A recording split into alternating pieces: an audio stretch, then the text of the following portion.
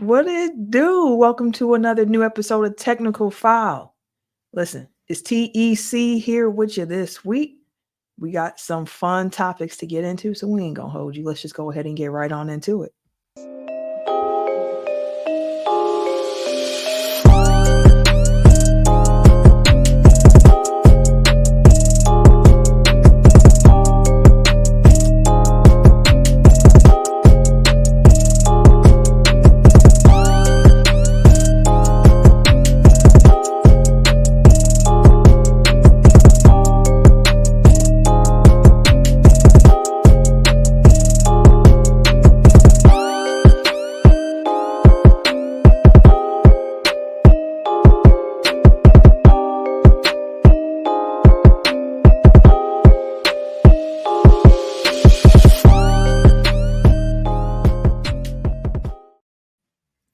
Welcome to episode 335 of Technical File, the sports podcast you never knew you needed.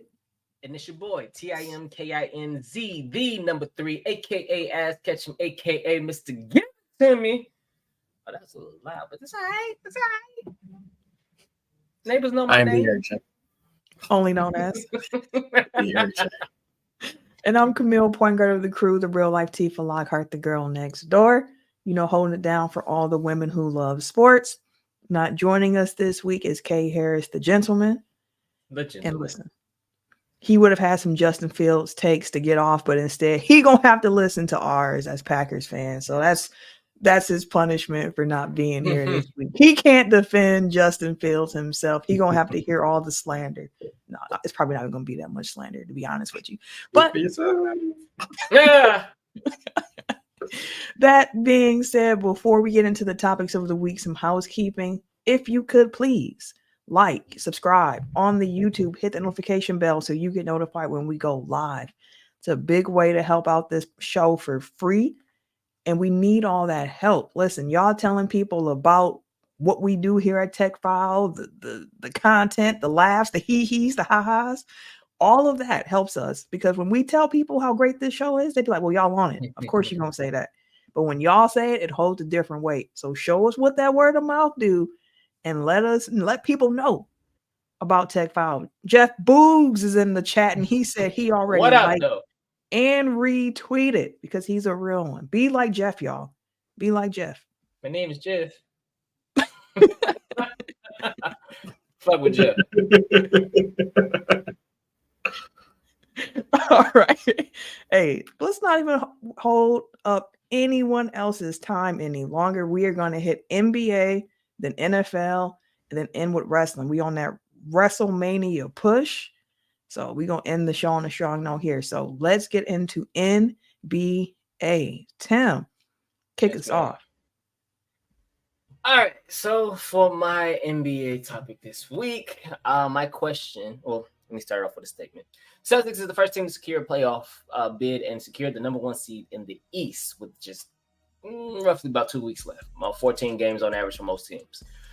So my question is, it's not 2 weeks, but it is about 14 games. Yeah. Call tomorrow. But who do y'all? They're a buzzsaw right now, honestly. Like, who is the biggest threat to the Celtics run at the title this year? Can I just say this before I let Eric go, because I know how he feels about Boston? 2 things I want to say. First thing I'm going to say is, coming into the season, we had a conversation about what team was going to be the best in the East, so on and so forth. I said it was going to be Boston. There was some pushback on the show, like, how could you not go with Milwaukee after the Dame Giannis trade? And I said, I think it's still Boston. Like, I expect them to be the best team in the East. And then we did preseason predictions. I said they'll probably finish first in the East. None of what I'm seeing is necessarily surprising to me about Boston.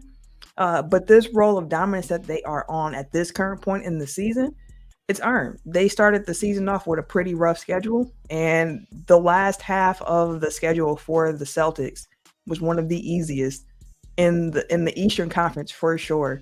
I believe also one of the easiest in the league, if I remember correctly.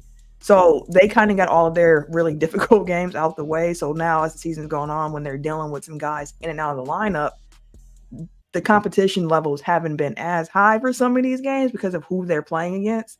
So they were able to build up a strong lead with strong play early on and continue to ride that now. So listen, Boston is a great team. They have been they stretch defenses in some crazy ways, and then defensively they can cause problems for opposing offenses. But Boston in the clutch. If the game is close, they could. Hold on. It didn't do it. It's too stable. But yeah, they shaky.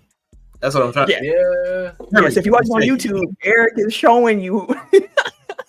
I think we kind of touched on that too recently. As they should, because it's been a consistent theme with this team throughout the season, where it's like if the game is close and you get down to clutch time, it can be a little shaky for him, especially if that last shot is going to Jason Tatum, because for some reason he get his Kobe on, he on faded mid rangers, and he's not effective at that shot. So that ain't Kobe. Like Kobe hitting the motherfuckers in the clutch. Yeah, I'm not surprised that Boston is in first, and they should win the East. They should, but I don't think it's a lock that they will. That's how I feel about it. Okay. I feel like it's one of those things. Oh, go ahead. No, you good. I feel like it's one of those things where with the blowouts, and I think that's what we were kind of talking about recently, is more so like a lot of their games have been blowouts. A lot of their wins have been blowouts. They haven't really been into too many close games, and us being Bucks fans, that's kind of what the conversation was. Us being Bucks fans, we've been here before. We had the season where we was buzzsaw, we was running through cats, and we was blowing everybody out. But then when we had the close games, it was like, can y'all work through that adversity? Mm-hmm. Can y'all work through that drama? Can y'all work through those heart palpitating moments where you be like, holy shit, every single shot counts in this moment? And I think that's their Achilles heel, so to speak. Could be. You got it. So just so I'm clear, your question is who is the biggest threat to the Celtics run? Mm-hmm. Mm-hmm. In the East or league-wide? League-wide, just because honestly right now. Oh, if that's the case, I don't even have the Celtics as a favorite. Oh shit! I think the title still goes through Denver, personally. Oh, that's fair. That's fair. They have problems with Denver too. Yeah. I mean, everybody does, to be quite honest. Like when Denver wants to play, they are. It's not quite like Warriors' death lineup, but it's in that vicinity. Whereas, I don't know if Boston has a second gear to really kick in. Denver can there's so many times this year that I've seen Denver be down 15, 20 points in the third quarter, and then they end up winning by double digits because it's just they turn it on at a certain point. And they just run off a 30-6 run or something crazy like that. Boston again, they're a buzzsaw, they're a machine. They just kind of day in, day out, they do the same shit. They're a well put together team. But I mean, again, not to repeat myself, but I don't feel like they have that second gear that Denver has. That I feel like the Bucks can have in spurts a little bit. And then I think much like us, they always have to be mindful of the Miami Heat. They always need to know where the Heat are, where they're lurking. I think Jeff made the comment year in, year out, regular season doesn't mean anything. They just get to the playoffs. Jimmy becomes Michael Jordan reincarnated and and then it's a dogfight. So I still am under the belief that Embiid isn't coming back. And at this point, if he does come back, what Embiid are we getting? But theoretically, a healthy Embiid makes the Sixers more formidable. The Bucks hopefully are getting right at the right time. Contrary to what Michael Wilbon and Bob, what's the name? Bob Myers. Bob Myers, boy, thank you. They was out the wall. Which, Jesus Christ. But contrary to what they were saying on Sunday, I do think the Bucks have been demonstrably better under Doc, at least, since the end of since the All-Star break. So, like, I don't think that it's just going to be a walk in the park for Boston. I think I brought it up the last time we kind of had a check-in moment on the Celtics, where it's like, how many times in a playoff series are they going to be, in late playoff series, are they going to have the best player on the court? Like, they may have, let's say 6 of the top 8, but like that last one can make up for the discrepancy like further down the totem pole. So, or the top one can make up for the discrepancy elsewhere. So, I don't know. The Celtics are kind of in that position where they have to prove it. Like, they have to show people that they can win in the playoffs, that they show people that they can perform in clutch situations. They just have to prove it. Like, I think, if we check in 3 months from now and the Celtics are on the precipice of winning a title, then it's like, okay, well, they shut me up. But until that happens, there's always going to be that kind of nugget in the back of your mind, like, can Tatum and Brown play together in clutch situations? Will Porzingis be healthy? Will Drew turn into Eric Bledsoe? Like, there are a bunch of things that they have to worry about once it gets to the playoffs that, like, all the regular season wins in the world don't really, paper over. So, since All-Star break, here the Celtics have played 13 games. This is who the Celtics have played coming out of All-Star break: Chicago, New York, Philly, Dallas, Golden State, Cleveland, Denver, Phoenix, Portland, Utah, Phoenix, Washington, Detroit. Okay? Over that span of 13 games, Boston is 11-2. They are leading the league in net. This is according to Cleaning the Glass, which takes out garbage time. So these numbers will be different if you go to NBA.com and look them up. But they have a plus 20.2 differential right now. They're number one in offense with 130.1 offensive rating. They're 7th in defense with a 109.9 defensive rating. For context, they're only about 3 points behind the number 1 team in defense, which is Orlando, surprisingly enough. But Boston has been rolling coming out of the break, and they haven't been super healthy either. In case you were curious, the Bucks 9-3 since All-Star break. They're 5th in net rating, +7. They're 5th in offense, 120.6 offensive rating. And they're 13th in defense, 113.7. Now, with Chris Middleton being back in the lineup and getting his minutes right, I feel like you saw the difference of this offense with Chris Middleton in their last game than what you have seen the prior games, because Chris Middleton had missed 16 games with that ankle injury, and he plays such a big part in what this team can do offensively. Doc Rivers was talking about it, and he was like, Chris Middleton has a really, really high basketball IQ. And that's part of the genius of the way he plays the game. He was like, Chris was on the court, walking down, calling out the plays before the coaches could call him out. And he was calling out things that we were thinking to call in the first place. He's like, he just sees the game really, really well. And when you have a high IQ player who can put people in a positions and also understand that his role is to be the connector, as he said. Chris said, I'm a connector, whether that's playmaking, putting guys in spots, or me going and get buckets. Like, I understand my role is to be a connector for guys and take some of the load off of them. And that's a big piece, which is why I'm so excited for tomorrow's game. Milwaukee and Boston, in Boston. We'll see who's all healthy, who's all playing. We really haven't seen a fully loaded Bucks team in a very long time, since before All-Star break. So, like, you could argue that we haven't seen it because they were still getting up to speed with Doc before Chris got hurt. So we haven't seen the full complement of the Bucks under competent coaching this entire season. So it should be exciting. Boston, do they play again before they play the Bucks? No. To your knowledge? They do not. I only asked because, like, I know the excuse last time, they're coming off a back-to-back. Back-to-back. Coming off a back-to-back don't mean you pull your starters 2 minutes at halftime. Like, anyway, that's they last played on neither Monday here nor there at the moment. So we will see. I don't want no excuses. And if they blow up the Bucks, I'm not gonna have no excuses. Like they've been off since Sunday. I'm fine with that. But you know, you put out your best five, we put out our best five, and we see where we at. Like just because you got seeds locked up, don't duck smoke.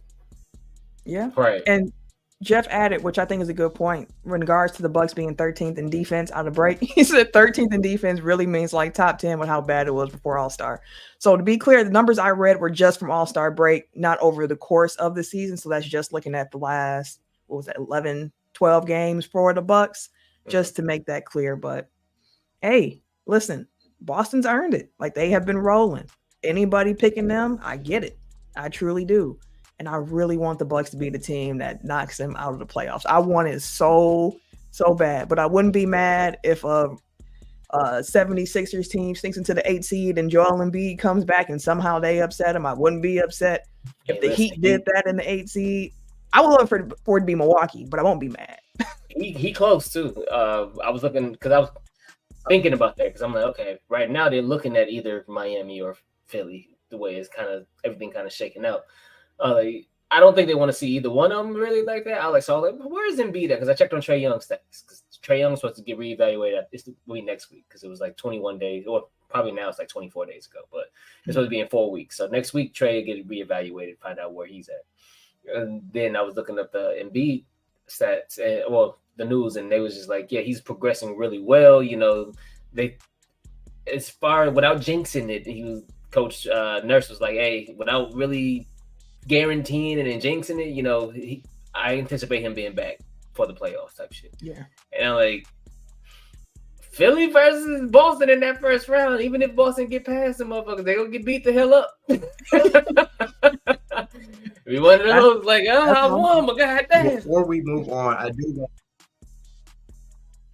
want to make one point, and I just want to shout out the Cavs because that's been a team that hasn't been healthy, it feels like, all year. And like they're still neck and neck with the Bucks for a second seed in the East. Like every time, like I think Garland and Mobley went out like on the same day, and then they ran off like a long win streak after that. Donovan Mitchell goes down, they get a couple big wins recently. So that's a team like people shouldn't sleep on. And like they already got we're inexperienced in the playoffs, so we kind of shit the bed performance out of the way last year. So I think that they'll come back this year understanding the assignment a lot better. You know, everybody says you have to learn how to win, and I think that last year was kind of like their welcome to the playoffs moment. So just look out for Cleveland. Yeah, and I also say give New York some respect too. The Knicks, when they're healthy, if they come into the playoffs healthy, they're going to be a different team because when OG is playing for them, they are a completely different team. They've been without Julius Randle. We know Mitchell Robinson's been out for months and months and months on end. So if they can get healthy, primarily OG and Julius Randle, like the Knicks are going to be really tough as well because they already been playing. They playoff rotate. They already in condition. Josh Hart just played 48 minutes in a regular season game. So they may need to play without Randle. But to me, I don't know, bro. Like I feel like Randle might come in and mess up all their feng shui. Right, Randle will come in and start chucking up 18 threes and shit. He gonna get his. I gotta get my shots. He definitely the definition. I gotta get my shots, bro. And I don't know. He might mess up a little bit, and maybe that's just me hoping. But I just feel like Randle ain't gonna come back and mesh the way that all these New Yorkers like. Yeah, we can't wait for Randle to come back. I'm like, y'all might be good where y'all at, my boy. Like y'all can use Mitchell for sure. I don't know. Randle may have to just watch this off season. Just go ahead and chill, bro. Well, that ain't gonna happen, fam. They gonna have to play the big money man. But let's talk about scoring in the NBA. Yeah. And I apologize for not having the numbers, but there has been a noticeable dip in scoring around the league since roughly the All-Star break. People have posited that it's linked to a change in officiating or officiating emphasis, if you will. So the NBA has told teams that the league office did not deliver a directive to reduce scoring during a competition call recently, but that they'll continue to monitor the trend. according to the league, the dip in scoring is due to slower pace, style of play, competitive intensity, and officiating focus has also been a contributing factor. So, I guess to you guys, we all watch a lot of basketball. Have you noticed a noticeable shift in the way that the games have been called? And do you think that that's a direct correlation to the scoring dip that we've seen? Because if you remember the first half of the season, we were kind of on a historic pace as far as scoring around the league. Even just look at our team. How many games did we hit like 140 or 135? Mm-hmm. How many times the guys scored 60 plus points, 70 plus points, 50 plus points? And how many times have you seen those totals since the All-Star break? Like, we've seen games end with the winning team having less than 80, which that was a decent half, in the first half of the season. So it to me, it's been pretty obvious. Like, I don't know. Like, I don't know if the league just put, hey, y'all need to stop calling fouls, or if it is those things that the league reportedly cited. So I did see that article. It was Tom Haberstroh who put out an article at the beginning of the month. So the data that he collected was from March 1st. And at that point, he was saying if you would have bet the under in every game since All-Star break, you would have cashed in 72% of the time. And he's like, that was a ridiculous amount. So after hovering around 115 points per 48, the rolling 5-game average for scoring has fallen to season lows under 110. And this was as of March 1st. So it's about a 5-point dip that we have started to see. People are getting to the free throw line less. Fouls are being called less. And then it makes me think, because there were conversations, I think it was Adam Silver who said it, like, we might, like, the competition committee might start having conversations about, has the game gone too far past and defense needs a little bit of help, and how they were going to have conversations and things like that in the summer. And if I remember correctly, Drew Holiday was like, if they're trying to fix defense, just call regular season games the way you call playoff games, and the defense is fine. And honestly, that's what it's been feeling like. And this is me who watches every Bucks game primarily. And I remember, like, the Kings game, I'm like, yo, this game is really physical. And they're not calling everything. They letting them play.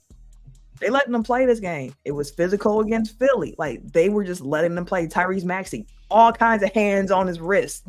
No call. Giannis, same thing. No call. Just play. Just go through. Play. We've seen Dame's free throw shooting percentages plummet on a month-by-month basis. He's going in trying to do the same moves he was doing, in November, where he's getting the call, and now there's no call. I mean, to be fair, though, Dame was doing some stuff in November that he wasn't getting the call on. He's still not getting the call on. So they've been consistent on some of that. I've been kind of checking his free throws, like, since the way he was getting free to the free throw line last year versus, like, the first month here. Then each month it went from, like, 11 to, like, 8 to 7 to 5. Like, God dang, bro. I ain't give my nigga nothing. Something's going on. It feels like, what up, Mark? I see Mark in the comments now. What's up, Mark? But something is happening. And Mark, whether they want to admit to it or not. Like, I'm like, oh, that's my Mark and Mark. Marky Mark. Hey, Mark, like the show on both of your accounts. Let's get it going. The burner and the really. Both of them. But that's how I see the NBA scoring, where it does feel like there's less fouls, and the numbers that Tom found back that up. But even just watching it, like, I can see it where I'm like, it's like playoff ball. They letting them just go, which honestly I like, as long as they call it consistent, as long as it's consistently called on both sides. I really don't care. Yeah, because the good players is going to still wind up. Yeah, I agree. I was going to point out, because Jeff basically said that.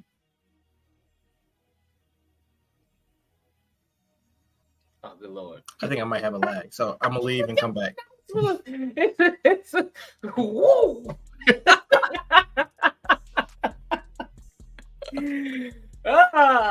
But you gotta love it. You gotta love the virtual recordings, because that man said, what? But no, I do think that there has been a noticeable scoring dip, but I honestly like it. I didn't know if it was like, it feels just like playoff basketball in regular season right now, and I like it. It's not that. I don't really mind it too much. Any other thoughts? No, not on the scoring. I agree with Jeff. If you're gonna do it, make sure it's league wide. Make sure you're not nitpicking teams. Make sure you're not nitpicking players. Granted, some of the superstars get the superstar calls, but we have two, and only one of them get them. So if you're gonna do it, give the superstars their calls. All right. My NBA thing, I saw an article about this, and I was like, I'm going to ask the guys this question. And the question is just simply, who will be the next American-born MVP in the NBA? Because if you look, the last American-born MVP was James Harden in 2018. Since then, we've had Giannis win it twice. We've had Jokic win it twice. We've had Embiid win it. And this year, it'll probably be number 6 in a row because it's probably going to be Jokic or SGA or Giannis or Luka. So it's going to be somebody who is not American by birth. So, Tim, I'm asking you first, who do you think is going to be the next American-born MVP? Because there are some candidates. You got like a Jason Tatum, super young dude. He's accomplished a lot. Good team. We know he can ball. You got Anthony Edwards, who had one of the craziest dunks that I have ever seen. Like he took the Blake Griffin where he kind of tossed it a little bit, but he was a little bit closer. His hand still hit the rim though. Like I'm as long as his hand still touched the rim, I'm like, okay, you ain't completely throw it. You kind of, but your hand still hit the rim, my boy. I was like, okay. Do you know how embarrassing it has to be to get posted and then get hurt because you got dunked on your head so hard, so you leave the game with a head contusion? And my man couldn't even celebrate his dunk because he hurt his hand at the same time too. So after he punched on you, he ain't even growling nothing. He was looking at his hand like, damn, man, I fucked my wasn't even the dunking hand. It was the other hand. Like, damn, I fucked my left hand up. Bro. I ain't even. So they had to show my man the replay after the game. I want to defend John Collins because Ed definitely poked him in the eye like as they were going up. If he didn't get poked in the eye, the result would have been the same. It's just that he bowed out a little bit earlier. He probably saved the man a little bit because he made him start ducking quicker than what he was supposed to. I don't know. If he hit you with the Captain Insano move, it's going to change how high and how hard you jump. So the Randy Orton joint. He was already. The casket was already opening for John when Ant went up. I ain't ever seen anything like that. Then in the post game when they were re-showing him the replay, and he's just sitting there cracking up. I forget exactly what he said, but he said "nigga" live on the recording. Little ass nigga. That's what he. And watching the reporter's face, he's just smiling like, yeah. He sitting there looking at his. They showing him his replay. Man, he didn't get a chance to celebrate or nothing. Like that was a monster. It's close to dunk of the year for me. It ain't it? I think it is. It's a tie between him and Jalen Green. Jalen Green punched on Anthony Simons. That shit was nuts. Give Jalen Johnson no credit. Jalen Johnson put his nuts on that motherfucking Austin Reeves. Like he said, hold these, smell these, hold on, take that with you. 414, shout out. He opened the game like that. First bucket of the game. Wait, you did what? It's been like 15 seconds, and this is what we get. Like this is how we punching in. I ain't even warm up. That's what I'm doing to you. No, you warmed up. They asked Austin Reeves after the game about it, and they were like, "He's like, I mean, you saw it. What am I supposed to say?" And they were like, "Well, you had a." They were like, "No one had the angle you did." And he's like, "No one wants the angle that I had. Like, what you mean?" He punched on me. My mouth was open. Close your mouth next time, nigga. Don't be in awe. Wait, tell me why somebody retweeted the clip of that quote, and then they said Austin Reeves' view, and then they just had that picture of Anthony Black and Grady Dick next to each other. Damn. Okay. Them motherfuckers was wild for that too. They was wild as hell for that too. Somebody was like, keep that man away from Jaylen Brown, keep him away from Derek White, keep him away from Jalen Suggs. Jalen Suggs, some things lonely. or Longwood. It was some. I forgot the first name. Something Longwood. They was keeping him away from him. I was like, bro, y'all are wild. No, that was okay. But getting back on course, American-born MVPs. It could be Tatum, Anthony Edwards, Spider could be it, Donovan Mitchell, Tyrese Halliburton, Devin Booker, Ja healthy, Chet. Like, who do y'all think is going to be the next American MVP? Only the first two names you name. Dang, that's like the closest. Honestly, maybe Halliburton might get it. It was Tatum and Edwards. Zion? No. I feel like Zion and Ja have the talent to. I just feel like they might have diminished their reputations a little too much in the last 2 years. Like, if they come back balling, like, sure, but like Zion's been playing really well for the last couple of months, and people haven't been giving him credit. So I got some money on him tonight. I think I saw they said he lost some weight too. Yeah. That stripper on his ass. He had to lose that motherfucker to get away from him. He gotta get little. He's too damn big. Okay, so Tyrese Halliburton, after this injury, he has not been playing the same way as he was before he messed up his hamstring. So if he can play at the level that we saw at the beginning before the injury throughout the course of a season, I think his name, and the Pacers get some wins, of course, along the way. I think he's somebody who could also be in the conversation because he was putting up numbers that we haven't seen since like Steve Nash, where he was out here on the court doing it consistently with his blend of scoring and passing ability. But to be fair, like that was also before the shift in the officiating that we just talked about. So, like, would that change? You know, even with a healthy Halliburton, does that change his effectiveness? I don't believe Halliburton's a big free throw dude, but let me check. How many attempts he be getting? Nah, I don't think he's definitely not like SGA or Luka or anything, but like I just stylistically, like if teams are allowed to be a lot more physical, like the Pacers are a bit of a finesse team. So like, does that added physicality kind of neuter what they're able to do because they're not able to get out and run as much as they were previously? Yeah, but free throws, well, I think that's something that's not going to hurt Halliburton. He's never been great. I just looked. That man averages less than 4 free throw attempts career, and he's never averaged 4 free throws a game in his career so far. The most. Yeah, I mean, my computer was fucked up when we were talking about the shift in officiating, so I didn't get that point off. But I don't think that it's just, you know, like what the effect that it's had on free throw shooting. Like, sure, that makes it that makes a difference, but I don't think that's the number one thing. I think the thing is, like what you guys were talking about, is like nobody gets calls anymore. So like, even, you know, like it's just if you are running offense and you know you're running through the key, like if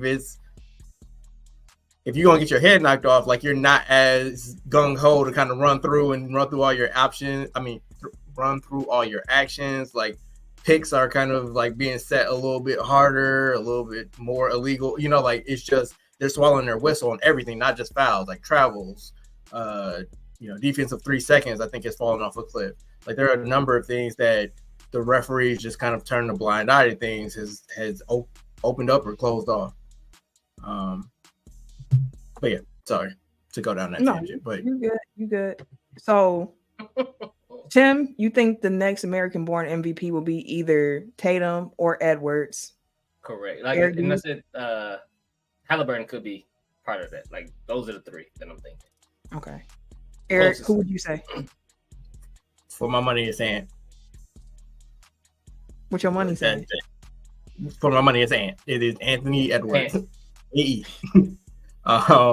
Lil Jordan. 84 Jordan. Like, I already know the reputation that I have when it comes to Jason Tatum, but fuck it, I'll just lean in at this point. I just don't see it. Like, I don't see it. Like, he is a very good player. He is very skilled. But like all the stuff that we've talked about in regards to like our belief in Boston is kind of tied to like how far he can take that team. And I kind of had the same opinion of Anthony Davis when he was in New Orleans, where it's like he's very skilled. He's a great player, perennial all-star, all-NBA, maybe even a Hall of Famer. but I don't think that he's gonna get his team where he needs to go until he gets knocked down a peg, like in the pecking order. And Boston may have like the cumulative talent to kind of push them over the top. But like LeBron was talking about Tatum and saying like how much more accomplished he is early in his career than some of the other guys, how much more winning he's done. And it's like that strips away the complete context of both his being LeBron's career and Jason Tatum's career. It's like most top 3 picks are drafted to teams that were in the lottery for a reason. Mm-hmm. Like Jason Tatum was drafted to a team that already had Isaiah Thomas, that already had, you know, like made multiple playoff runs to that point. Then they get Kyrie, Gordon Hayward. Like he's always been on a pretty stacked team. So like saying he's made it to the conference finals 6 out of his first 8 years or whatever it is, like he didn't drive that, which again isn't taking anything away from Tatum. It's just like you can't, you know, prescribe your linear growth to Jason Tatum because you guys came into different situations. Like Michael Jordan didn't win until he was 27. That's because he had a dog shit team for the first 5 years of his career. LeBron, same thing. Giannis, same thing. Jokers, he was a second round pick, but like he wasn't supposed to be the guy right away, and he had to level up like through things. So like I'm not saying like the book is written on Tatum. I just think that, you know, like we see like the flashy moves and the, you know, oh, he's just so smooth and he can do all these in and out dribbles and spinning fadeaway jump shots and all this shit. It's like, yeah, he's a pretty basketball player. Is he as effective as some of the other guys? I don't think so, personally. So what you saying is you think Jaylen Brown is better than Jason Tatum. Is that what you're saying? I do not. That's also why I think I think that if Jason Tatum had Jaylen Brown's mindset, Jason Tatum will be who we want him to be. Which is like I think Jaylen Brown thinks that he's the best player on the court. I think Jaylen Brown is willing to do every, you know, like he got that dog in him. But like I think if you could put his brain into Tatum's body and vice versa, like the Celtics would be better served because like then people will be in the right spots. It's just Tatum is way more skilled than Brown is. I saw Mark in the comments throw his guess in. He said he thinks it's going to be Anthony Edwards as the next American-born MVP. Those in the comments, let us know who you think will be the next American-born MVP in the NBA. Halliburton as well, because keep in mind, there's Luka out there, right? Wemby is coming for everybody and everything. Jokic, Giannis, and Embiid still have a few more good years ahead of them as well, health pending. So like SGA's coming. Yeah, Shea's not American, so like he's coming. So American-born players, they're gonna have their work cut out for them, for sure. Wemby told Gobert, he was like, "Look, I ain't defensive player of the year this year. Definitely gonna be next year. Shit, you got it." But I'll be here next year, my guy. I mean, and that's the thing about like these new Europeans, like they different. Like, you know, the first generation of Europeans, like they had that reputation, which I feel like was never really earned, but like they were kind of nicer, more genteel stars. Like you have Paul Gasol, you have Dirk Nowitzki, the Ginobili's. Like they're not necessarily like Wemby is cocky. Giannis tries to hide it, but he's cocky. Like, no, I'm gonna bust your ass. Definitely don't even trip. Right, like, and Jokic will bust your ass. So, and like Embiid is the number one troll. So, like, again, like these dudes are different, like, and they have a different attitude. And honestly, like, I'm not gonna put it on AAU or like youth basketball in the country, but I do feel like, actually, I am gonna put it on those. Like, I feel like AAU culture is doing a disservice to like youth basketball, and it's kind of manifesting itself because like the best individual players are coming from outside the country at this point. I don't know if y'all have gotten a chance to watch the LeBron and JJ Redick. The first episode of their podcast dropped today, Mind the Game. Oh my God. First of all, just throwing this out there because it's not like we're getting paid to, you know, publicize someone else's podcast. But one thing we talk about a lot on Tech File is smart conversations. And we talk a lot about how the NBA landscape, the media landscape in particular, can drive us crazy because people aren't breaking down the game. We're all frustrated. The three of us were all frustrated during the halftime performance against the Suns and the Bucks, because at halftime they weren't talking about what we saw. They were acting confused as to why the Bucks were up, when it's like, it's right here in front of you. The Bucks had a crazy quarter or crazy half shooting from three. Like, it's right here in front of you. There's somebody in your ear telling you this shit. Goddamn. It's here. Like, we want to hear the game broken down. And LeBron and JJ together come down, and they are just X's and O's. If you watch the video version, they actually have clips up. So they're showing you what they're talking about. They're going through X's and O's. They're talking about running horns. They're talking about floppy.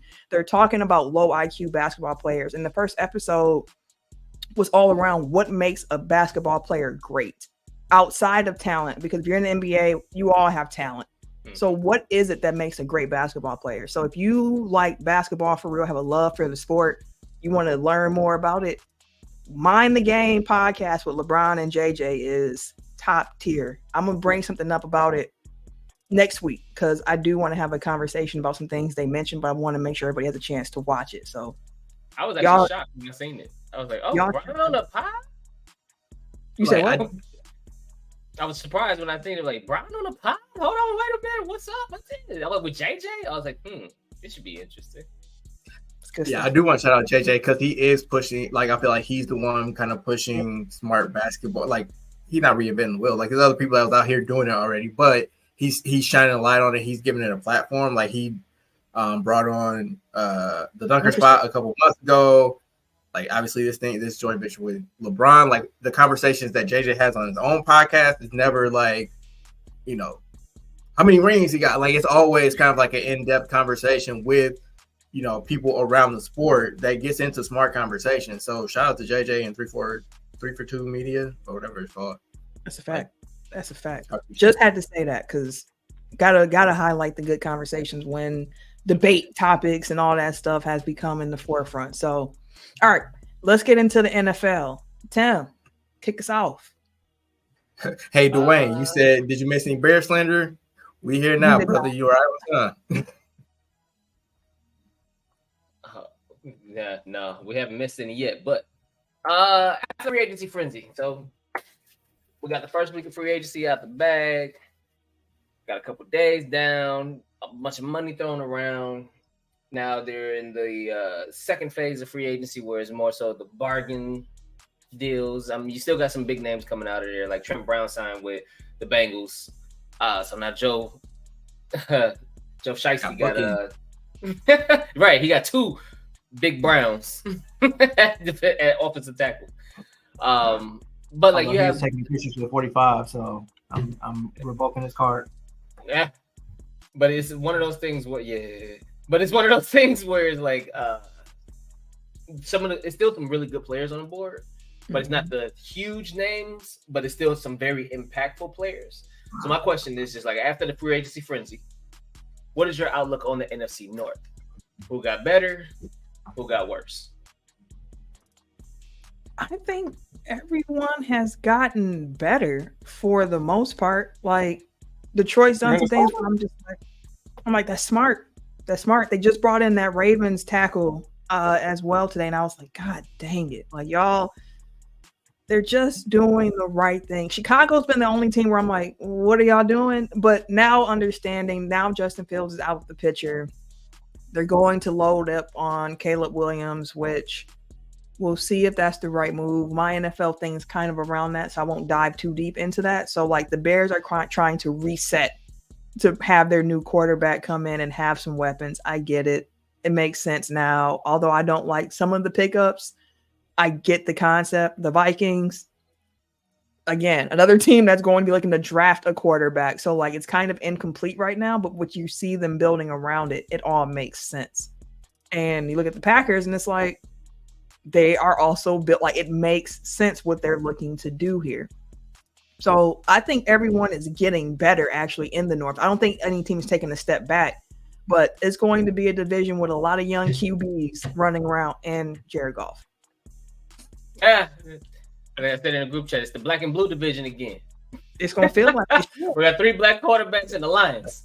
The black and blue division for sure. But it's I think it'll be fun, man. I think it's gonna be. I think the NFC North will probably be one of the more competitive divisions moving forward. Like the last couple of years has been two teams more so been rebuilding. I feel like Minnesota, yeah, they had their wins, but Detroit's been rebuilding. Chicago's been rebuilding. Green Bay, we were up there trying to figure it out. We didn't really go through a rebuild phase because we probably lost a step. If you want to talk about not making the NFC Championship game, but outside of that, like we was right there to do that too. So it's going to be moving forward a fun division. I do actually like the Bears moves. To be fair, like I'm not gonna shit on them. I like the Bears moves a little bit more than I like the Vikings moves, to be honest with you. Like the Vikings thing. So that's a good way to rephrase it. Of all the teams in the NFC North, which teams' moves do you like the best so far? Well, ours, of course, but I only pay attention to Green Bay, so that's all I got. Right, getting a top running back and safety in the same. Come on now, like hell yeah. Now you got to fill in the blanks. Hey, now that he's a Viking, I can actually talk about Aaron Jones' hairline. Brother, come home, please. Boy. Somebody had a tweet when he put on the purple sombrero, and it was like position running back, hairline running back, and I was just like, "Come on, y'all!" Like,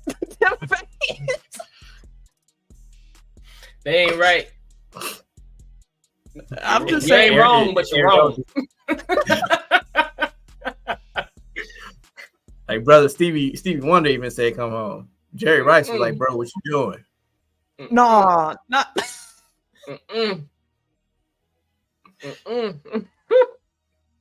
Okay. Yeah. Hairlines aside, his hairline is aside. God damn. I walked into it. I set that up. I just said, "Huh," and Eric came with the lob. Like, all right, so. I'm done. No, I mean, I can't. Like, I really wish football was starting next week. Like, I'm at that point where I'm like, we even got to the draft yet, and I'm still like, I'm. Damn, I'm wrong. I'm bad. I'm sorry. What you mean? I was thinking of a joke. I was just like, damn, but it wouldn't have made sense out loud. I don't think. So I'm gonna say it. His hairline is like a mustache. It's a little bit of skin, but a little bit of hair. It's lined up like this mustache. You got all this skin and a little bit of hair. I wish I had a bell. That's what I said. I wasn't gonna say it, but I was like, it didn't sound right. But I knew what I was talking about. Dwayne said that he would rank Detroit, Green Bay, Chicago, Minnesota, with Detroit making the best move so far. And one thing about what Detroit's doing, because last offseason, I also thought they made a lot of the right moves. It's just that the guys who they chose didn't work out necessarily. And I respect them from pivoting already and being like, okay, this did not work out. They had some injuries in the secondary that, hey, still shaky there. Didn't work out. So they said, let us try it. Let us re-up again. And again, Kevin Zettler, that's the lineman who the guard. And I was like, oh, that's a great pick. He went to Wisconsin, did he? I believe so. He may have. Because they lost Josh Jackson, I believe, the guard name to another team. They lost their guard, so they picked up Lamar's best lineman damn near. Pro bowler, all pro. Like, that was a good question for you guys, because you guys are football people. Where does AJ Dillon fit in a Josh Jacobs led running back room?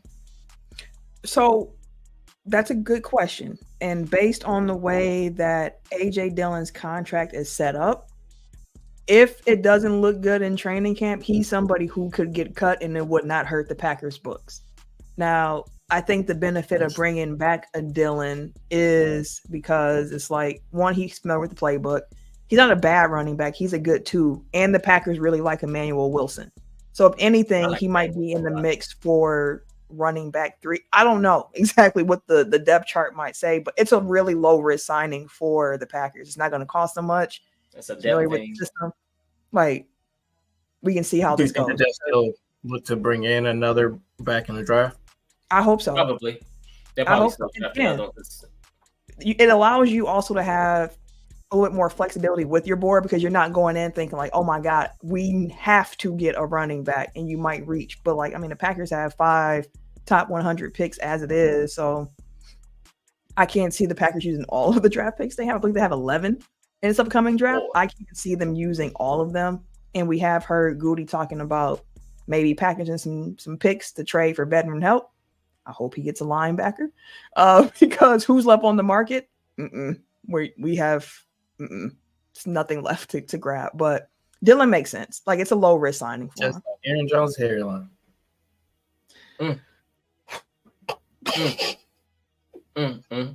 Damn shame. I'm sorry, brother. You put on a purple sombrero, you gonna open yourself up.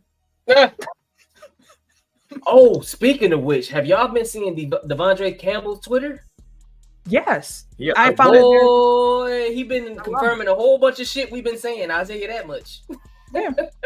Like that defensive coordinator, the linebackers coach, they like, hey, fuck all of them. And he also said that he thinks Quay is going to have a really good year this year. He's like, put him in a position. He's like, they made him think too much. Like, let the dog be a dog and let him run. And that's one thing that the new defensive coordinator said a lot. Like, you want to take away a lot of process. You want guys to understand the concepts. You want them to be able to play fast. He's like, it's my job to simplify it as basic as I can for them to be able to play as fast as they can. I can't wait to see Quay this upcoming season. That's why I was really hoping we get Devin White, but I understand he went somewhere else. But shit, Isaiah Simmons is still out there, like a cat like that too. He's another like jackknife, fast ass, athletic ass middle linebacker that can cover, that can blitz, that can tackle. Like he didn't live up to the potential over at the Cardinals, and I know he got traded, but I feel like if you put him in the right system next to the right personnel, he could flourish. So like he's one of those bargain guys that I'm hoping the Packers are kind of peak at for the other middle linebacker spot. Mm-hmm. Yeah. I don't think they could. I wouldn't be excited about it, but if the price is low, it don't hurt. Real quick, Dwayne said he has to see what Minnesota does come draft time because holding out for Penix or moving up for Daniels feels like an option. If Minnesota does not go for a quarterback in this draft, I will be shocked. Like I can't believe that Sam Darnold is the plan. They just made a draft deal for a first rounder, right? Okay. Yeah, 23rd pick. So I feel like they're gonna move up. I think they're gonna pair those because I think I said it. I don't know if I told anybody that, but I think that Minnesota's going to use trade the number 11 and 23 and try to move up to get Jey and Daniels because I think I seen that they were having conversations with JJ as well. So I don't know if JJ McCarthy. Yeah, I know he talking about. They gonna get a quarterback. And actually, Eric, I'm gonna jump in next because there could be parallels between the 2021 and this upcoming quarterback draft. And it's really interesting to look at because the 2021 draft, when it comes to quarterback selected in the first round, early returns aren't great. You got one of the 5 quarterbacks drafted in the first round in 2021 that is still playing for their team that they were drafted by and actually seen as an option to be a starter. And that's Trevor Lawrence in Jacksonville, number 1 pick. Outside of that, you had Justin Fields, you had Mac Jones, you had Trey Lance, and you had Zach Wilson. And we saw how things have gone for all of those individuals this season. I mean, Mac Jones is backing up Trevor Lawrence now. Like, it's crazy how fast life came when it was only 3 years ago. Mm-hmm. And it was a draft where a lot of teams say, hey, we need our quarterback. We're going to go up and get him. 5 in the first. We might see another draft like that this year where it's 5 quarterbacks taking in the first round. Now, a lot of these guys are put in positions where it's like if they could just have a year to sit, a year or two to develop, it would be so much better for their game than what we actually are getting from them. So, like, it's a risk, and that's something I just wanted to point out because I couldn't believe looking at those quarterbacks how things have gone because Justin Fields just got traded pretty much for like a pack of bubble gum, given the fact it's a 6th rounder that's a conditional 4th. If he gets the playing time in Pittsburgh, you had Mac Jones traded. Trey Lance was already traded before this offseason. He's a backup in Dallas now. You got Zach Wilson, who we saw how things went for him with the Jets. Not great. And I don't know where he's going to end up, but he's probably going to be a backup somewhere at this point. And quarterback's a hard position to come in and learn. And then when you're putting these guys in bad situations on teams where it's like, they're not good teams, is why they're picking so high. Infrastructure makes me nervous. So like, for the guys in this upcoming draft, your Caleb Williams, Jaden Daniels, like it'll be interesting to see how it all falls because 2021 wasn't great. And this reminds me a lot of that this year. Outside the fact that Caleb Williams is seen as like a generational talent, but just the amount of quarterbacks. You said what? This episode was Trevor Lawrence. That is fair. So like it is a pair 1-to-1 parallel. But like I said, Justin Fields' rookie year, I'm like, teams get pressure from their fans to, we use the high draft pick. This is our quarterback of the future. Put him out on the field. Let's see what he can do. And it's like, let him shoot. Be patient. Let him sit. Like I know that it's hard, and especially like with, like the 5th-year option, like you kind of are on the clock pretty quickly with these quarterbacks, but like you kind of got to let them, like college is such a different game from the NFL at this point. Like you have to let them come in and learn what they're doing. Like, yeah, occasionally you have a CJ Stroud that just pops right away, but like that's rare. And like you can't bank on, oh, he was able to do it, so this next guy's able to do it. Like it's not a 1-to-1. And so like I think CJ Stroud even came from a pro style offense. So like he actually had some reps in a system that was somewhat similar to what he came into with Houston, whereas like somebody that's in like a spread, RPO heavy college scheme, like they don't do that shit in the NFL. And maybe the NFL does need to adopt some of that stuff to kind of bridge the gap.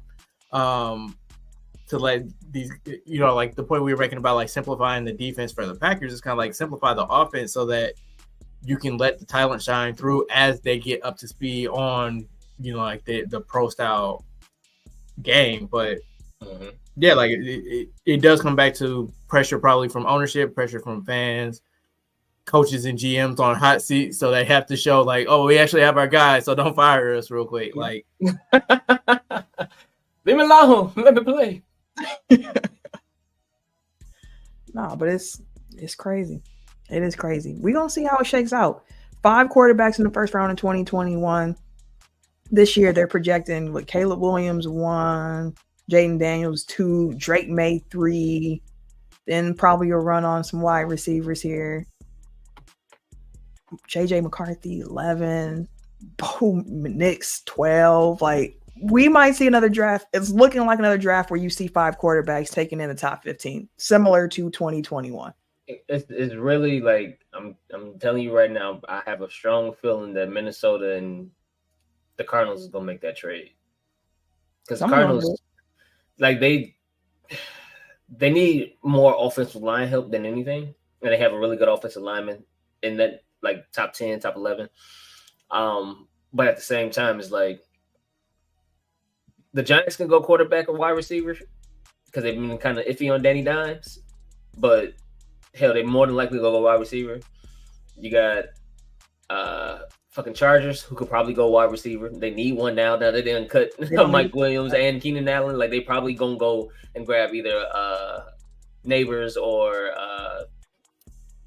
depending on if you Marvin Harrison Jr. or I think Marvin goes to the Cardinals. He's gonna be the first receiver off the board. You pair him with Kyler Murray. But say la vie. That's all I wanted to say about that piece. I will move on from my topic. Eric. Sorry. Trying to fix my desk. Sorry. Why are you fixing your face real quick? I see. Just real quick. I see Dustin said that the Bears were an organization with a lot of problems. Indeed. And Bill added that he sees Dylan Moore as a fullback, hoping we get a quality running back on the second day. Hey, I really do hope we get one. Like I do too. Both of the running backs that we have, honestly, are on like cheaper deals, and just I'm just from a business standpoint, not from a people standpoint. From a business standpoint, you can get somebody on a rookie deal, keep him for a couple years.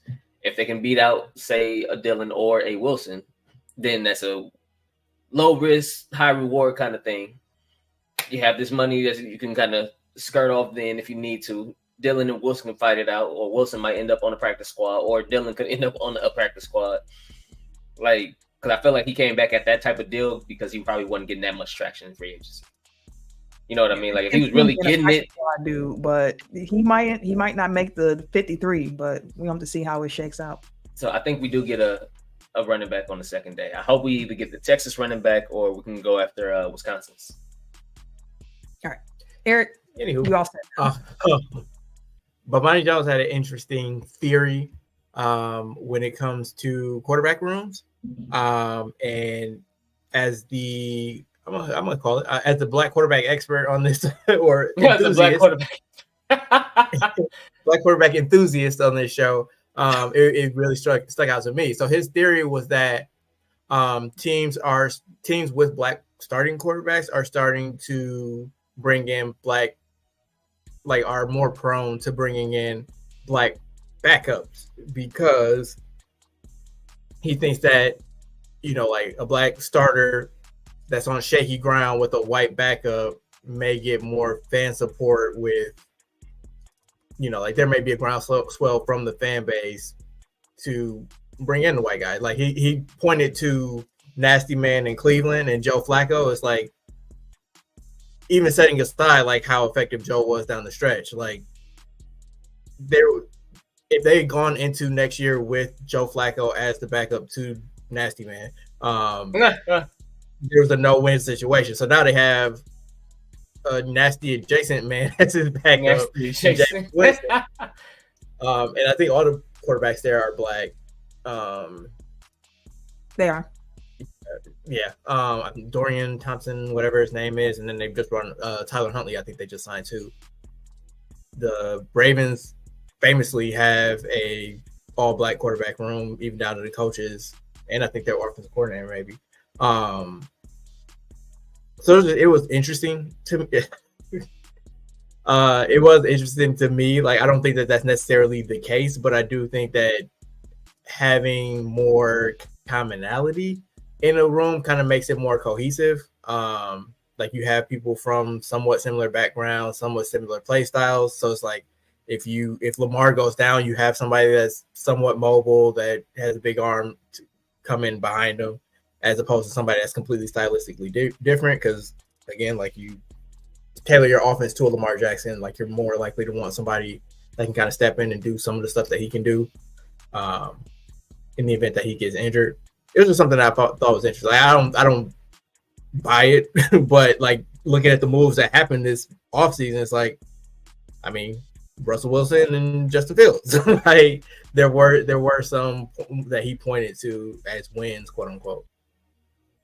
Oh, Mark even said, look at the dumb Packer fans wanting to start Clifford over Love last year. Yeah, they sure were. There sure were some saying, well, start Clifford. That's the one. It's like, how? Why? Seriously, y'all? No. Preseason. And I want to say Clifford actually does look like a pretty decent like backup quarterback at this point. He's super young too. Like so who knows where he's gonna go, but Green Bay in particular likes drafting a lot of quarterbacks, and that's something that Goody even mentioned. Like we like just drafting a lot of quarterbacks and having them be the backups rather than going out and getting like some vet to come in here and fill that role. Like we believe in that. And we saw throughout the 90s how many Packer backups eventually became starters elsewhere. So, I mean, that's just how they go about it. But what Bomani Jones put together, I never considered that or thought about that in that way before. But I think there's something about quarterbacks with similar play styles being in the same room and learning from that. Because I think about just for Packers, I think about Jordan Love and Aaron Rodgers, where Jordan Love was behind Rodgers, and he's like, I learned so much from him. Like, not like they were best friends or anything like that, but he was able to take a lot from his game, and it wasn't a black-white thing, or, but it was just like, you a great quarterback. And especially now that we know when Aaron Rodgers opened his mouth, some of the things that he say. Good Lord. when it comes to being a quarterback and seeing the game, like he's good at it, he's able to pick up a lot from Rodgers. Even though to me, Jordan Love gives me a little bit more Favre than Rodgers on field. On field. Hopefully you don't either one of them off the field. I feel like it's a combination of both. He got a gunslinger in him. He does like he will take the risk every so often. Take the risk with flair. And he's gonna throw in the middle. He's gonna throw over the middle, which is the area of the field that Rodgers avoided a lot, especially as he got older, because a lot more can happen over a lot of bodies. Yeah. You know he don't like them interceptions, but hopefully Love is kind of a marriage of the two. Yeah. Ideally, he takes the technical aspects of Rodgers with some of the daringness of Favre, and that kind of makes like a super Packer quarterback. To go back to the Russ and Fields thing, we've said it before, at least I don't know but I've said it before on the pod and just kind of out loud. It was one of those like, if he needs to emulate his game after anybody, he should be emulated after Russell Wilson because he ain't had no offensive line, so that motherfucker need to know how to operate without a line. So now he has Russ there, and it's like, I'll send you the TikTok, but the dangerous Subway commercial that he used to have with his sub, that shit was terrible. No, it was terrible. It sounds bad. But he had to deal with shit like that when I sent it to you. It was one of those. But he's also, Russ was a student of the game for a while. Russ was one of the best quarterbacks in the game for a while. Russ was and still is pretty smart with the way he utilizes his body because he was always smaller for most quarterbacks for a while. And he could use his legs, he could run, he could throw on a run, he had a nice arm, things like that. So I feel like him, even if he doesn't sit the whole season, because that's going to be an interesting dynamic over there, that learning from Russ will help his game tremendously. And I feel like also sitting with Tomlin as a coach, you have the stability, you have the structure, you have the discipline, you have a lot of that was lacking in Chicago, he'll have over in Pittsburgh to be able to help. I feel like stability is one of the best ways for improvement. Like you can't improve if you have instability. It didn't work out for Kenny Pickett. Didn't work out. We ain't talking about him. Didn't work out for Mitch Trubisky, but hopefully. Hey, Mitchell looked better over there in Pittsburgh.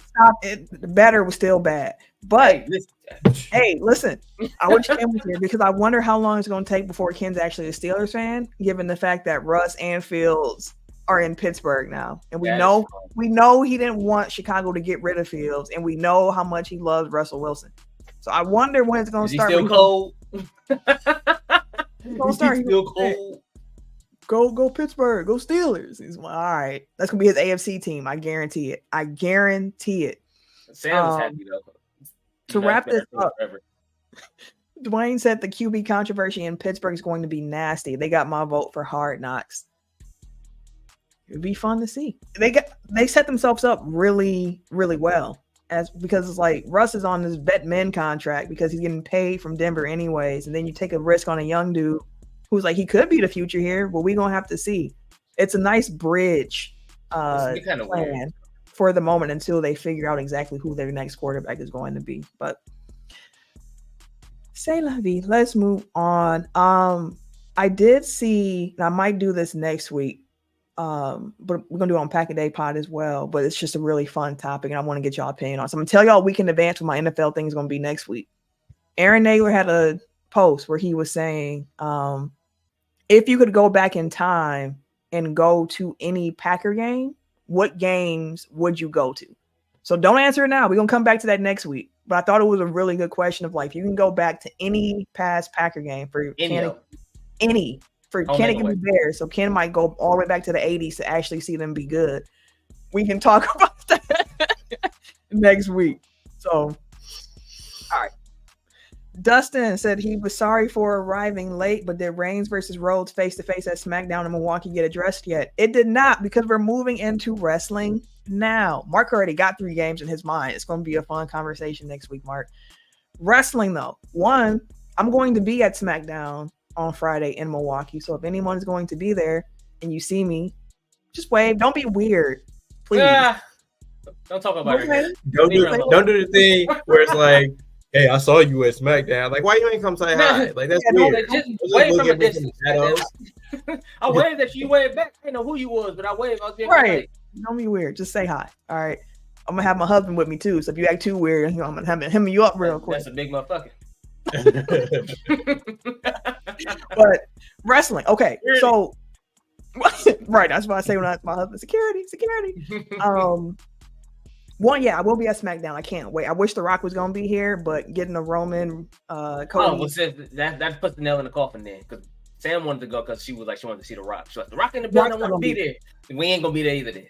No, Rock's not gonna be there. It's gonna be Cody and Roman. All right. Yeah. So my wrestling thing this week, bloodline related. Every 15 years, this is not on purpose, of course, but it's just funny that it's fallen this way, unless the WWE has some weird brother plan, which sounds weird without me explaining what I mean. But every 15 years, it does. It ain't that type of brother plan. Oh boy! All right, every 15 years, we seem to get a brother versus brother match at WrestleMania. WrestleMania 10 and 94, we had Bret Hart versus Owen Hart. Owen Hart won. WrestleMania 25 and 09, we had Jeff Hardy versus Matt Hardy. Matt Hardy won. And now WrestleMania 40 and 2024, we are going to get Jey Uso versus Jimmy Uso. So the third brother versus brother match, I'm not including Undertaker and Kane because they weren't real brothers, unlike what I thought as a child. Not counting them. Real brothers. Do y'all think that the Jey and Jimmy match can top the other two brother versus brother matches that we've seen at past WrestleManias? No, I don't think that it can top the Harts just because those are two of the greatest in-ring wrestlers of all time, essentially. But it doesn't have to do much to top Hardy's versus Hardy. Because I wasn't watching wrestling then. I went back and watched that WrestleMania. That shit was trash. Yeah, at least the WrestleMania match was bad. I think that their follow-up matches were a little bit better. But you didn't like the extreme rules of it all? Huh? So you didn't like the extreme rules of it all? That was mid, bro. I was a big Hardy fan. That was mid. At WrestleMania, that was mid. The Mania match was not good. And maybe that was one of the ones where I had to watch the build up because I just saw the promo package and it was I killed your dog. It was you know what? That's a fair. Yeah, that's fair. That's fair. But yeah, no, I think that I've said it. Jey Uso is my favorite wrestler right now. So I will be locked in for that match. Going by past precedent, I wouldn't be surprised if Jimmy wins because apparently the lesser brother always wins in that, or the heel brother, if you want to be judicious. But yeah, no, I'm looking forward to it. I like their energy, their promo. I missed the promo from last night, but them kind of going back and forth about. He gonna knock I like Jimmy's new. Huh? You gonna knock the yeet out of him? He said. No yeet. He kicked snot out that motherfucker, boy. So yeah, I think that they have a really good story going into it, which really make that's a large part of it. And then they just have to deliver in ring, and again, they're not Bret and Owen, but I think that they have.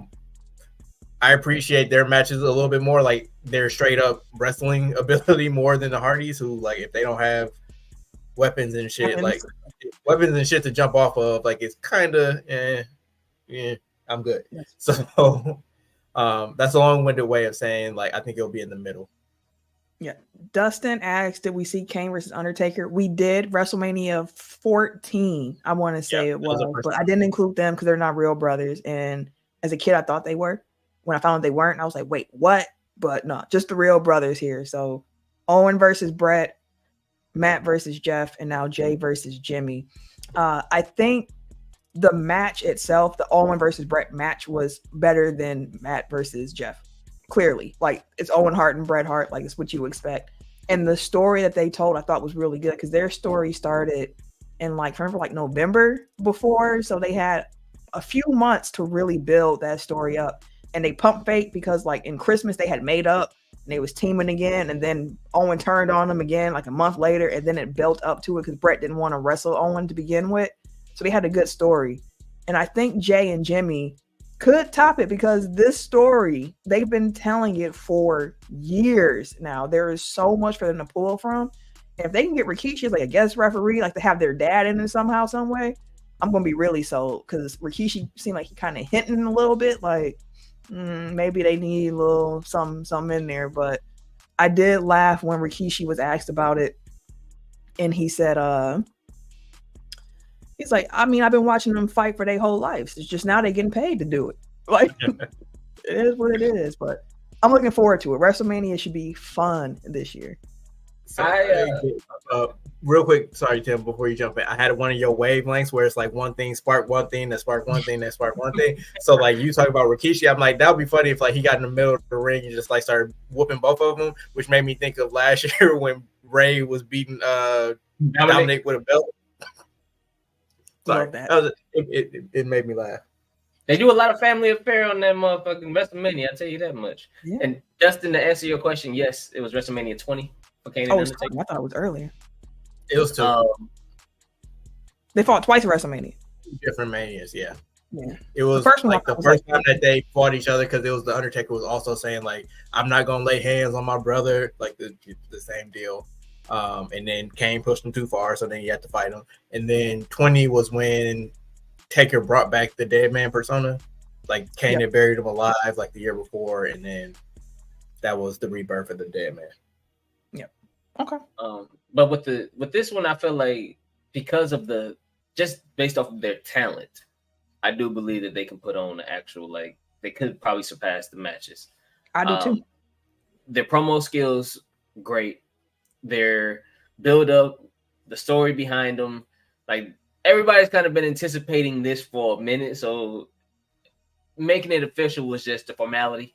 The one that was like, no, they gonna fight at Mania, like as long as they on different sides. But like again with the promo, he was like, shit, Jimmy, everything I did was to protect you. You left me. Shit, you went to main event. You went to Raw. You went on to win the tag team title without me. Yeah, he's like, you left me. So what you talking about? I'm like, you ain't wrong, but you're still wrong, my boy. Like, I get it. Truly, it's just one of those things where, you know, just from he was wrong. And I'm saying, you ain't wrong, but you're like, he wasn't wrong when he said he left him to go to tag team. He left him to go to Raw. He left him to be a star on his own.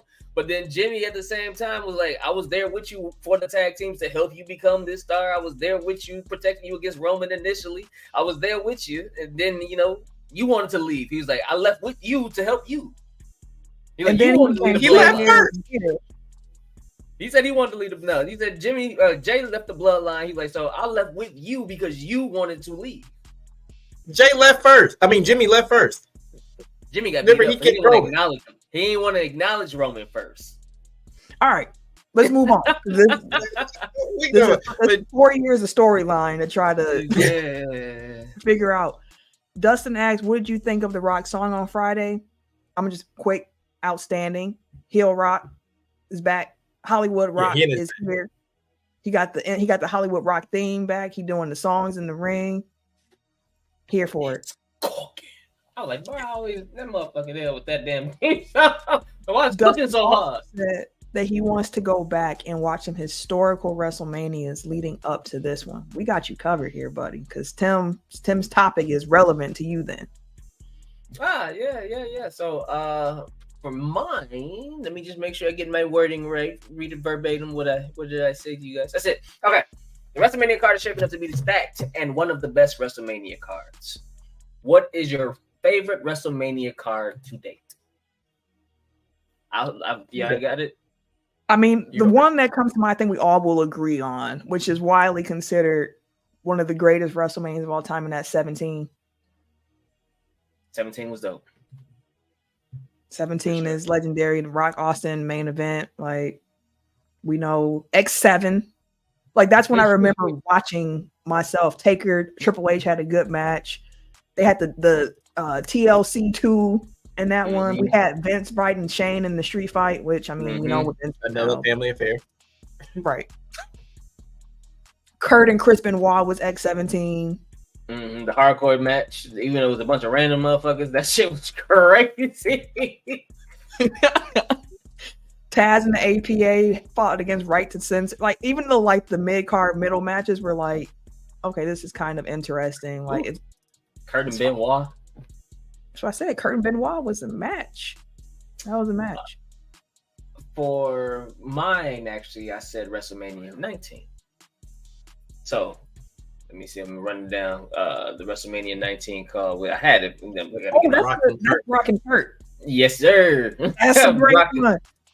So on this, yeah, it was Brock and Kurt, Rock Austin, Hogan versus McMahon, Triple H with Ric Flair and Booker T. Shawn Michaels versus Chris Jericho, Team Angle versus Rhino and Benoit versus Los Guerreros. You had Taker beat Big Show and A-Train. Matt Hardy would beat Rey Mysterio, like for the cruiserweight title. Shawn Michaels, Chris Jericho was on that one. That was a good match. Like that card was one of my favorite Manias, especially because that Kurt Angle Brock Lesnar match is one of my favorite WrestleMania matches, like of all time. That's a good match. That's a real good match. Said 20. I feel like in the moment, Eddie and Benoit closing the show, like that was one of the highlight moments, but it's been tainted so much since then. It's kind of like it's hard to separate out, what it was in the moment versus what it kind of represents now. It's just out. But like, yeah, it was a really good card. Because that was obviously that was a triple threat with HBK, Triple H, Benoit. You have Cena winning his first title when I think he beat Big Show, I believe, for a U.S. title. You have Eddie and Kurt, which banger. You have Rock and Sock Connection making their comeback against Evolution. I always say Evolution because like that's what it is in the song, but yeah, Evolution. So like it was a really stacked card. Jeff added that WrestleMania 20 also had Ultimo Dragon, who was also one of my favorites growing up as well. I did love Ultimo Dragon. They had a Playboy evening gown match during WrestleMania 20. That probably was fire. I mean, to a horny 16-year-old, yeah, sure. But it was Tori Wilson and Sable who defeated Stacy Keibler and Miss Jackie. Banger. Yeah, sure. But like I know that 30 gets a lot of love because of Daniel Bryan, and I love it for it. I love it. I'm a big fan of WrestleMania 30. I really enjoyed 30. I actually think I prefer 31 personally. Really? Like, what was 31? That was not Rockin', Jesus Christ. That was Roman and Brock when Seth cashed in.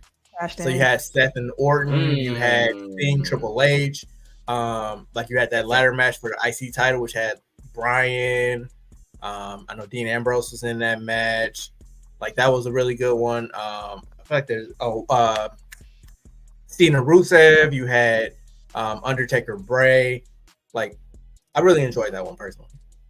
I'm gonna have to go back and actually rewatch that one. I forgot that card was stacked, but 30.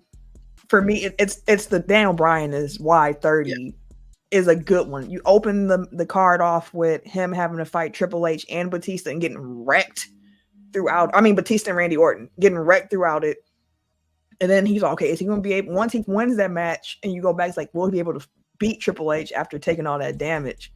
And then he finally gets it. And the Yes Movement finally gets his payoff after months and months and months of buildup. But like, we also had Brock Lesnar ending the streak in that WrestleMania, which was just a moment of shock where you're just like, yeah. Did you record us when that happened? I have a picture of you guys reacting to it. Just a wow moment. But now when it was like 30 people in our condo. Yeah, man. Good days, good times, fam. Good times. Are there any older ones that stand out to y'all? Like childhood. Well, I mean, childhood would be Attitude Era for me. So, like, I didn't start watching wrestling until I was like 11. But I tried going back and watching like old WrestleManias when the WWE Network first kicked off, and I'm like, I can't sit through these. Like, it didn't grab me. Like I think I tried watching the one with Hogan and Warriors. I think that was 6. It was just like even the undercard, like it's just like dude, it was a bunch of people that I didn't know. It was a lot of slow wrist locky, power slammy type wrestling. It was just like a bunch of cartoonish characters. Power slammy is a funny word. That's funny. Like the old one to me that's always stood out to me is WrestleMania 10, but it was really just for the ladder match with Razor Ramon and Shawn Michaels. Like I can't remember the whole, like I'm looking at the card as a whole and I'm like, I don't know if this would actually be fun. I'm gonna go back and rewatch it and see, but just looking at the card, I'm like, I don't know if that one's gonna be fun. Honorable mention, we got it to WrestleMania 3. I wasn't born yet for WrestleMania 3, but it was like the really first really big one with a card that I think holds up fairly well given from when it was, because that's when Hogan slams Andre the Giant. You had the Steamboat Randy Savage match, which all-timer. You had the Hart Foundation against the British Bulldogs. They had some things on that one. Like if you were gonna go to a really old one, like 3 is probably one of the ones where it's like you're gonna have the most of those moments. But I also want to just quickly shout out WrestleMania 28, I believe it is. And that's the once in a lifetime one when it was the first Rock Cena showdown. And I shout that one out because that's the WrestleMania that got me back into wrestling after not watching it for years. I heard Cena Rock was gonna happen. I tuned into it and I'm like, oh, Chris Jericho's still wrestling? Who's this CM Punk fella that he's up against? That match was really entertaining. They had the Hell in the Cell match with Taker and Triple H, which was off the chain. We had Kane and Randy Orton. Like it was a pretty good card. You could argue that is the genesis of the Yes Movement too. Like when he got beat by Sheamus in like 13 seconds or whatever it was. Boy. Yes.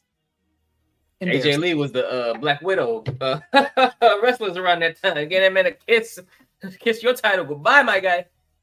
It's a death. And I mean, I'd also say WrestleMania 14, but that's more so for Austin, HBK, and Taker Kane. The rest of the card I can't remember as well. Like I think we had Rock and Shamrock, Triple H and Owen. Yep. I mean, like, yep. I just found it. That's the one. That was the first Mania that I saw. Yeah. So that's not. It's been some good ones for sure. So those are some. Dustin, I absolutely recommend you go back to. Anyone listening, go back to. Y'all let us know what some of y'all favorite WrestleManias have been along the way as well. Eric, why don't you wrap up wrestling for the week for us? Yeah, for sure. WWE recently announced, I think yesterday, that they are releasing a Bray Wyatt documentary on April 1st. So coming up, it'll be streamed on Peacock. I'm looking forward to it. Like it's still, there are times when I forget that he's gone just because it's like so surreal. But I'm looking forward to it. Like he was very guarded, I feel like, about his personal life. So getting to know a little bit more about who he was as a man and see like kind of behind the scenes and kind of what people have to say about him. Cause like, I don't like nobody really says a bad word about anybody when they pass, but like there was such an outpouring of emotion. It feels like when that came through, that again, like I'm just kind of looking forward to it. Like I don't really have a question attached to it, just kind of highlighting that that's something that's coming up. I guess I do wonder, they're putting his dad in the Hall of Fame, his dad and his uncle in the Hall of Fame this year. I wonder if he'll get inducted as well. I feel like we're kind of getting late in the game, so maybe not, but I think he's definitely deserving. Yeah, I can't wait to watch it either. WWE does one thing well. They do some good documentaries. We just watched, I've already seen it, but me and the mister watched the Kurt Angle one this past weekend. I was like, dang, this was a good documentary. But yeah, I can't wait to see the Bray Wyatt story. I like that Bo Dallas kind of announced it on like live on air. Like Triple H had the tweet about it, but on WWE programming, it was like a little Bo Dallas trailer. Like that's the voice in the trailer, which I thought was touching. Like, I can't wait to see it. When he said April 1st, I was like, not April Fool's joke, I hope. And I was like, nah, it's about Bray Wyatt. They wouldn't play with us like that. So it should be fun to watch. All right, Justin. See you later, bro. You said what? Take care, Dustin. Appreciate you, man. We're going to wrap up here ourselves. We got 2 quick hits, and then we are out of here. So first, March Madness is kicking off. The first round begins on the 20th or 21st, 20th. I just said it, and I forgot it that quick. 21st. But it begins 21st. The Tech File brackets are up and available. We'll make sure we keep them or put them in the description for the episode as well if you want to join. We have one for the men's bracket and the women's bracket. I'm going to do my brackets tonight. So make sure y'all join the Tech File pool. I'm honestly more excited to watch the women's tournament. Well, they'll be cooking. There's just so many storylines here. Kansas lost their star player, by the way. Just FYI to folks. He's done for the season. He had I think a knee injury or something like that. Dang, I didn't even see that. Thanks for letting me know before I do my bracket. How far do you have Marquette going? So you didn't do your bracket yet. I'm gonna have Marquette going Final Four. And this is all assuming that Tyler Kolek is going to be healthy. Because if he is healthy, like I honestly do think they're at least in the Elite 18 this year. At least. When is he about to come back? I'm gonna be hurt. You said what? When is he supposed to come back? He's supposed to be ready for the tournament. He missed the whole Big East tourney. They say he should be ready to go for the NCAA tournament. Cam Jones need a table setter. He's one of the best to do it. Tyler is. But I can't wait. And I'm finally like, now that I don't have a job outside of podcasting, I get to actually watch a lot of March Madness, which I've never been able to do since I was in like high school, which sounds backwards. But in high school, my teachers used to wheel in the TV carts. They had the games on in the background. But I can't wait. I was talking about that yesterday. I'm like, in retrospect, I'm pretty sure them, like my teachers had money on the games. Like the fact that I'm like March Madness, so like everybody's invested, but I'm like, they have their brackets in the school. That's right. They have their email. Hey, if y'all want to get in on a school bracket, get money to the principal office. $30 for the buy-in. One thing I'm gonna miss about working at my last job is they used to have a March Madness numbers thing where it wasn't about who won the game. It was just the final score, the last digit of the final score. You know, each score was like $25, so you could rack up some big money. I should have put a post up on my Facebook to anybody trying to get into. Maybe I still will. Maybe I can find some people to get in on that. But shit, I got a work one. I got this one, the work one, and I got another one. One's like $20, one $30. But not the numbers. It's like actual bracket. No, I know. I'm not trying to put no money on an actual bracket. It's too much guesswork. I can't call it. But we're gonna say it's gonna be a fun week. My mom hates this time of the year because all of her shows don't come on, and she's like, "Why is it just basketball? Where are my judge shows? Where are my talk shows? The judge shows? Yeah, that's what she'd be watching." But last thing on our docket, Mike Tyson versus Jake Paul has been announced July 20th. This year on Netflix. Are y'all going to be tuning in to the fight? I'm already got Netflix, so I'll be there. I'm saying there ain't no extra additional third party shit. Like hell yeah, I'll be watching. Listen. We talked about what you.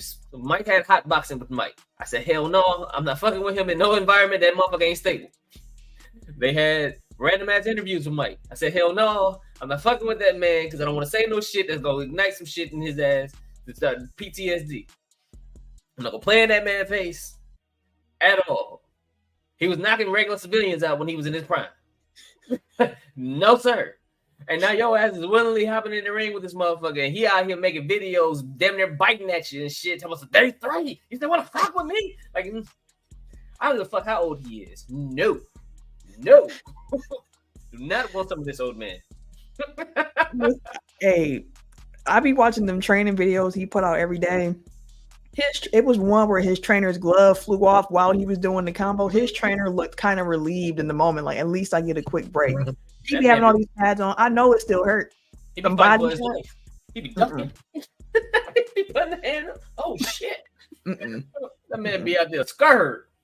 Listen, if Kevin on stage posted the clip from Hotboxing with Mike, I think it was the episode with Sugar Ray, where Mike Tyson was talking about, he was like crying and talking about like how since he's retired, like he's a different person, and sometimes he feels like the B word, and he's like because like I can't be who I've always been. I can't release all of this. Like I have to be this dude. I don't want to go back to being that. It's a dark dude that I used to be, but I kind of miss it sometimes. Like I kind of miss that thrill of the fight. And Kevin on stage was like, I don't care how old he get. You let him unleash his fantasy of finally being able to release aggression again. I don't care how old Mike is. I'm not doing it. I would never do it.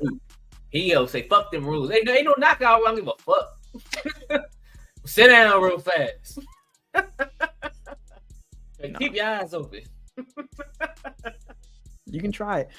Real quick. For $1 million, would you like Mike Tyson to punch you in the face?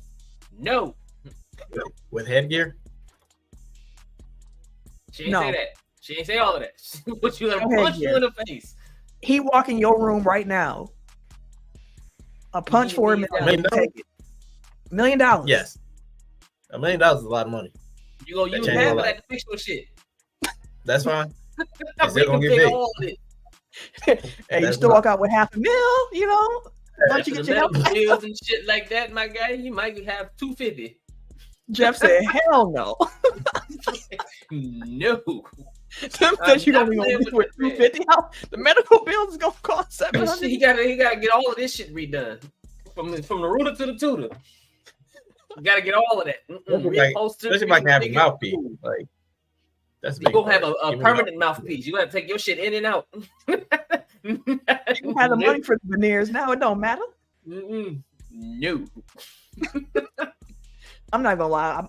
I might do it for you. That's $1 million. There are very like. Yo, your ass ain't gonna wake up. What you talking about? You ain't gonna be able to split it. You'll be asleep. My family gonna be rich. Right. Like that's the thing. I got kids. Like I'm turning down $1 million. Like no. Like that's for them. I think I would do it. Hey Sam, would you let Mike Tyson punch you in the face for $1 million? See, she think about it. It's $1 million. She said, "Yeah." This thing $1 gonna take a bump. million. She said she want to take a bump. We don't count her no more. Listen, I'm with you. I'm with you, Sam. Jeff said I'm taking some dumb bumps, but I ain't letting that man hit me. So he with you, Tim. That's $1 million. She said that. She's like, "That's $1 million, my nigga." Like, it's $1 million. But all right. Let us know if y'all would like Mike Tyson punch y'all for $1 million, because I would. I might not wake up, but my family gonna be rich. Good Lord. All right, y'all. We out of here for this week. We hope y'all enjoyed the show. Parting words of wisdom. I'm gonna just say, take advantage of y'all networks. You never know who might know something, so take advantage of them. Reach out, use them, utilize them. Listen. Like I said, you don't know who gonna have your back. You don't even know who's speaking your name in rooms that you're not in. So you put yourself out there, you might get some good results. So I'll say that for the week. If you want to follow me on social media, you can catch me. Wait a minute. On the Twitter, the Instagram, these PSN, 2K, Madden. I did just buy Madden, y'all. I finally bought Madden. It was $15, so I bought it. I don't know how much I'm gonna play it. Nah, probably not at all. You should have bought soccer, my guy. You could have been on this pitch with us. Absolutely not playing no soccer game. That's not gonna happen. That shit is fun. You may not follow it, but that shit is fun. I hear you. But listen, man, it's 2K, NBA 2K, WWE 2K, the show, Madden. 4 games I'm getting to before I go to soccer. And I ain't got that much time to add a 5th sport game in. That's just the reality. But at Camille Monet, CAMILEMONAE. Follow me. See, I don't know where you stop now. I'm at Bucks Burner on Twitter. That's all you get. K Harris, the gentleman, is not here, but he is K Harris 216. Gosh, is that Snapchat? And then that's on Twitter. Everyday gentleman on Twitter. Everyday _ gentleman on Twitter. And Instagram. No, wait. You got K Harris 216 on Twitter. Everyday_gentleman on Snapchat and Instagram. It was I seen your tweet, bro. We seen your tweet and it was replied to. Jeff Boogs. We got you, my boy. And it's your boy, TIMKINZ, the number 3, aka Ask Ketchum, aka Mr. Give It To Me. Hey, shout out to I know Jeff Boogs put it in earlier. Shout out to Mercedes Moné for her debut for AEW. Word on the street is she's the highest paid woman wrestler in wrestling history. Hey. The way her contract is set up, it's a multi-year deal. So some of the women in WWE were excited about that because she kind of helps set a table in essence for women's salaries now. So shout out to her. Best of luck. I wish she was in WWE, but hey, do you. Get that bag. Get that bag. Everybody go get that bag. Peace out, y'all.